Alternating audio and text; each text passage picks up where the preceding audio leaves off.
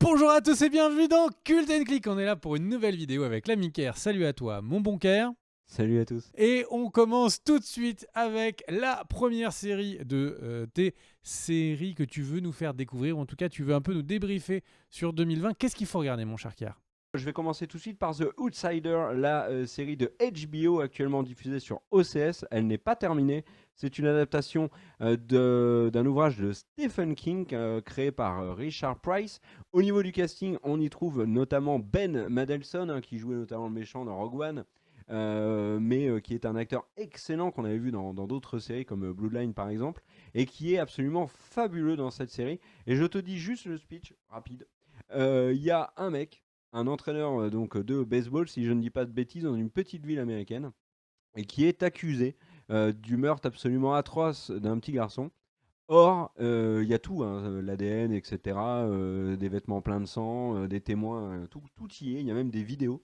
Et le truc, c'est qu'il y a des vidéos qui le montrent également à des dizaines et des dizaines de kilomètres au même moment, à un lieu très, très différent. Donc, comment est-ce que c'est possible? C'est toute Il a l'intrigue un de jumeau. cette. Merci à tous d'avoir regardé cette série. Ciao, ciao. Non, non, c'est pas des jumeaux, ça serait cool si c'était aussi simple. Mais enfin, voilà, la série est extrêmement bien réalisée. C'est une très grosse série HBO, je vous la conseille chaudement. Voilà pour Outsiders. De quoi tu veux que je parle ensuite? Bah, est-ce que ça va, toi, vraiment, humainement? Comment tu te sens? Oui, humainement, ça va. Quelle série veux-tu que je fasse ensuite? Et alors, humainement, je sens que tu as envie de nous parler de Hunters. Oui, exact. Hunters, la grosse série de Prime Video de ce début d'année, hein, une des séries qui a fait le plus parler et voilà, qui a été créée par David Whale avec Jordan Peele à la prod. C'est le monsieur derrière Get Out et Us. Série qui a fait notamment polémique et à mon sens à juste titre avec un casting impressionnant. Al Pacino imaginé dans une série, Logan Lerman également. C'est une série qui nous propose de suivre en fait des juifs qui dans les années 70 vont se venger des survivants nazis qui ont disparu aux États-Unis et qui s'organisent dans ce qu'on appelle le quatrième Reich et qui a moult complots comme projet. C'est une série que j'ai trouvée maladroite dans de nombreux points, hein. Je reviendrai pas sur la polémique enfin pas lancée par le Memorial d'Auschwitz, mais qui est très juste à mon sens dans la représentation de ce qu'était la Shoah dans le camp d'Auschwitz, ainsi que Birkenau, etc.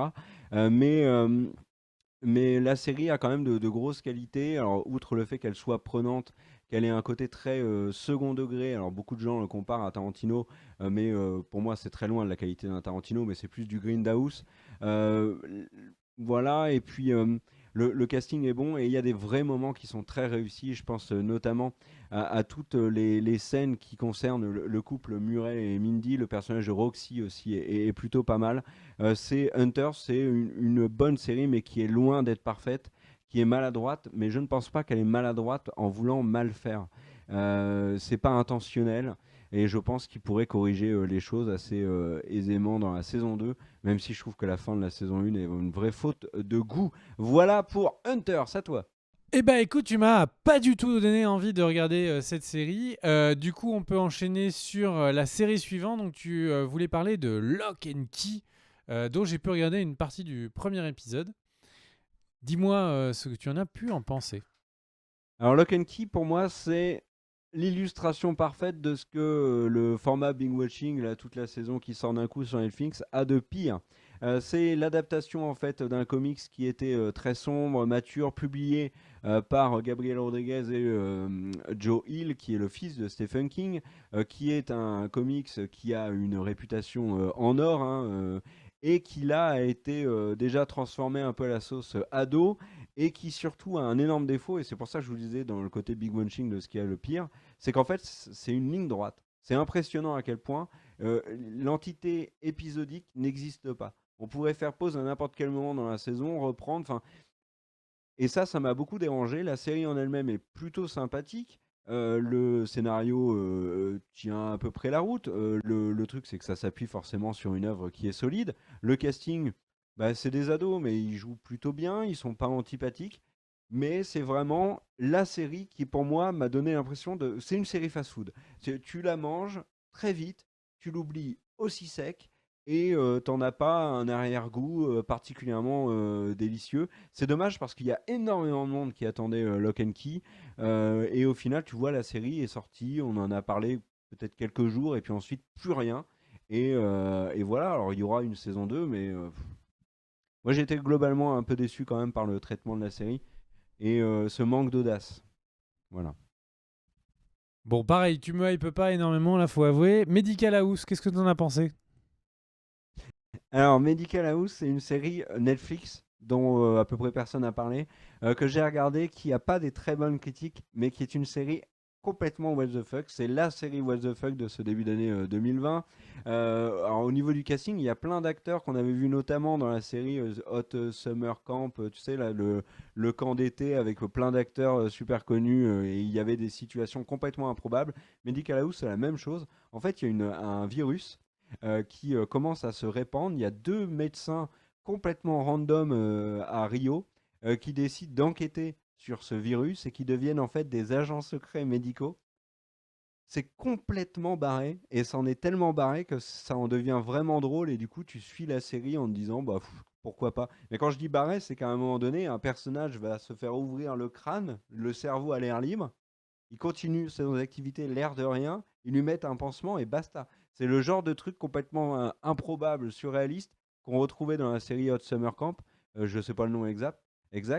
Et au final, moi j'ai passé un plutôt bon moment devant Medical House. C'est une série qu'il faut absolument pas prendre au premier degré, sinon vous allez tomber de votre chaise.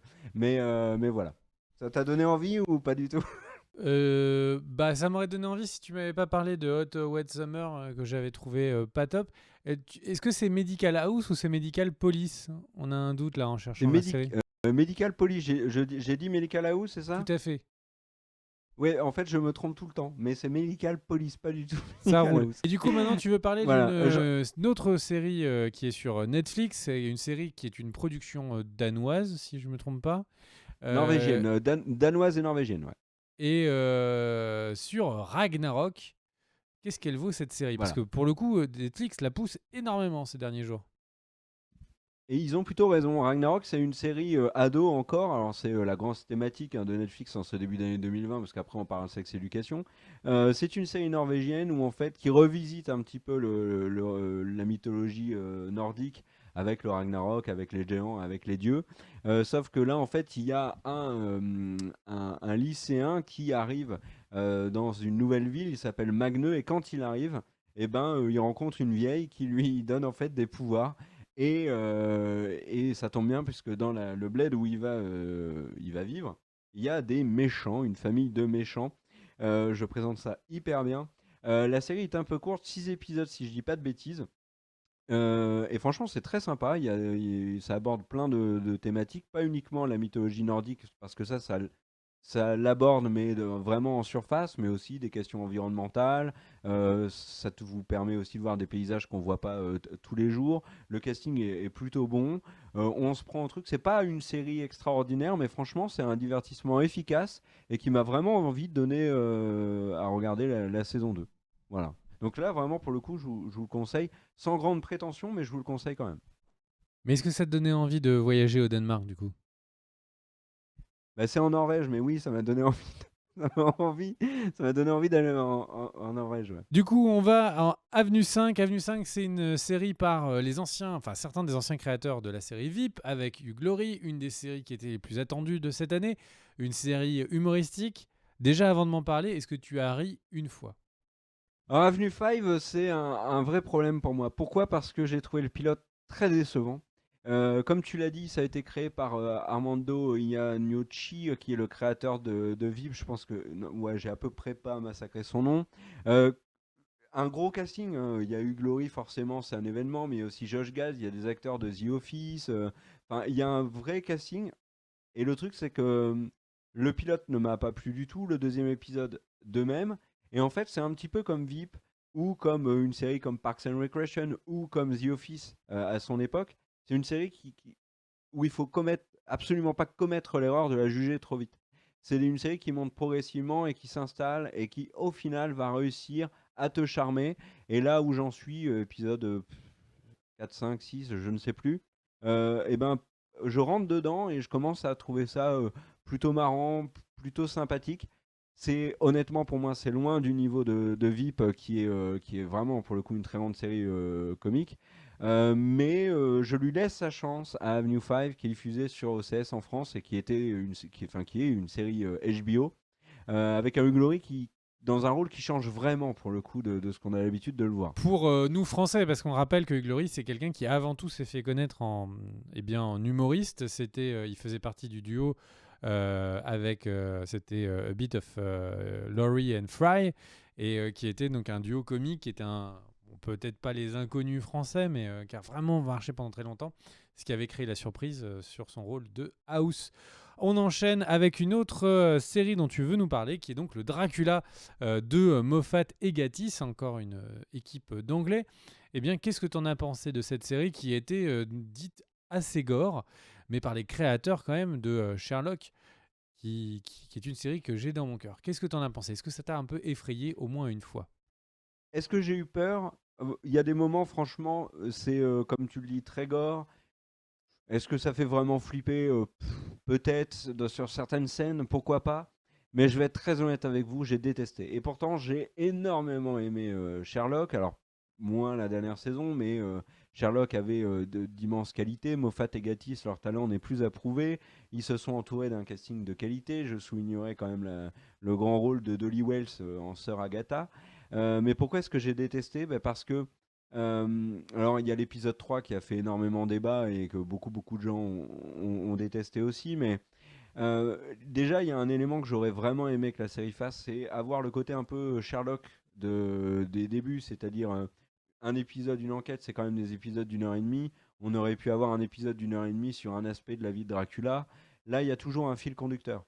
Et ce fil conducteur est mal amené, il nous perd énormément. Je me suis énormément ennuyé devant la série. Et pourtant, le premier épisode était très prometteur. Donc, je dis rarement d'une série que je la déteste. Et en l'occurrence, c'est une série comme Dracula qui a énormément de qualité, c'est indéniable. Mais vraiment, pour le coup, j'ai pas du tout envie de voir la suite, quoi. Et ça m'embête beaucoup parce que Moffat et Gatiss, tu l'as dit, je l'ai dit, c'est quand même des mecs qui ont un CV impressionnant. Donc, ça m'embête cette série Dracula. Et ça m'a vraiment embêté. On enchaîne par, eh bien, tout simplement, Sex Education saison 2. Sex Education saison 2, alors on n'en avait pas parlé de la première saison sur la chaîne.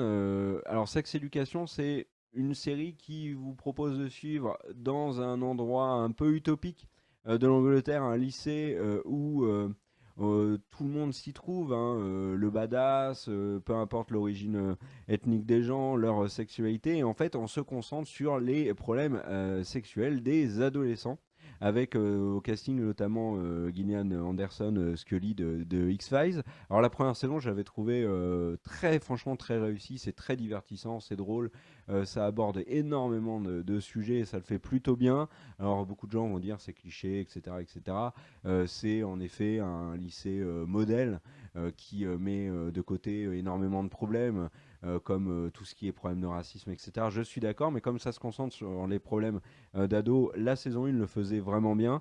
La saison 2, je trouve, le fait un petit peu moins bien, mais ça reste quand même un divertissement très réussi et c'est pour moi une des séries les plus réussies actuellement sur Netflix. Alors il y a des séries qui sont de meilleure qualité, hein. La série dont je vais vous parler après, The Crown, etc. bien sûr, mais vraiment Sex Education est une série franchement que moi j'aime bien et je pense que si ado on a vu cette série-là au lieu de bouffer de Premier baiser, Le miel et les abeilles ou Dawson, hein, tu te rappelles de Dawson, je pense pas que notre vie aurait changé, mais en tout cas, nous, on n'avait pas ce genre de série-là. Sex Education, saison 2 encore, je le conseille. Et du coup, on passe maintenant à Narcos Mexico, la saison 2. Qu'est-ce que tu en as pensé, mon cher Kerr Alors en fait, c'est techniquement la 5e saison de Narcos. Sauf que en fait, quand ils ont quitté la Colombie, ils ont renommé Narcos en Narcos Mexico avec la saison 1. Mais globalement, la saison 2, alors, je vous le dis clairement, c'est la meilleure série de 2020 que j'ai vue pour l'instant. Et de très loin, on continue de suivre les aventures de Félix Gallardo, interprété par Diego Luna. C'est donc sur l'émergence d'un très gros cartel au Mexique qui a donné bien évidemment une multitude de cartels, on le sait par la suite, notamment celui de El Chapo, dans le Sinaloa. Là, dans cette saison, on a donc les conséquences de la fin de la première, l'arrivée d'un inspecteur de la DEA qui est interprété par Scott McNairy, qui est excellent dans cette série. Le début, honnêtement, m'a un peu laissé de marbre. Je trouvais que les acteurs avaient énormément, avaient peu de charisme par rapport à ce qu'on avait eu l'habitude de voir dans Narcos, que ce soit du côté d'Escobar ou du cartel de Cali. D'ailleurs, il y a un moment qui est marquant, c'est qu'on revoit Pacho Herrera de Cali et il éclipse absolument tout le monde. Sauf qu'en fait, après, ça monte vraiment en puissance, ça devient très intéressant et la série est ultra qualitative. Je l'ai terminé en me disant waouh, mais c'était excellent. Et j'ai très, très, très envie de voir la suite de Narcos Mexico. C'est vraiment une très, très bonne série. Je vous la conseille chaudement. Et Quelle est la avant série de que vous tu laisser, conseillerais le plus du coup des 10 séries? bah, c'est celle-là. Et avant de vous laisser, je fais 30 secondes rapidement en bonus. Juste pour vous dire qu'il y a la 30 parce que secondes, c'est c'est 10, noté. mais voilà, mais nous, on déborde toujours un peu quand on fait 10, en fait, on en fait 12-13. Juste pour vous dire que la saison 7 de Brooklyn Nine-Nine a repris, elle est dispo en France sur Canal+ Série. Et franchement, ça fait énormément plaisir de retrouver du Brooklyn Nine-Nine inédit. Et il y a Better Call Saul, les retours sur Better Call Saul sont excellents. Énormément de monde dit que c'est devenu au-dessus de Breaking Bad. Mais on n'est pas à jour. Et quand on le saura, à mon avis, on en parlera de Better Call Saul. Voilà, c'était cette vidéo sur les nouvelles séries 2020. Dites-nous dans les commentaires laquelle vous avez vu, ce que vous en avez pensé, et laquelle vous avez envie de voir. Je te laisse le mot à la fin, mon cher Des baby. bisous, à très vite. Ciao, ciao. Let's go!